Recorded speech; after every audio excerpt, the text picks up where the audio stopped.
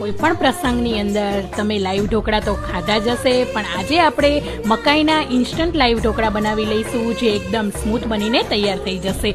તો આ રીતે મિક્સર જારની અંદર 1 કપ જેટલો રવો લેવાનો છે, જે મોટો લેવાનો છે, અને એના ચોથા ભાગનું બેસન લેવાનું છે. 1 કપ મકાઈના દાણા, હળદર અને અડધો કપ ખાટું દહીં એડ કરીને સારી રીતે મિક્સ કરી લેવાનું છે.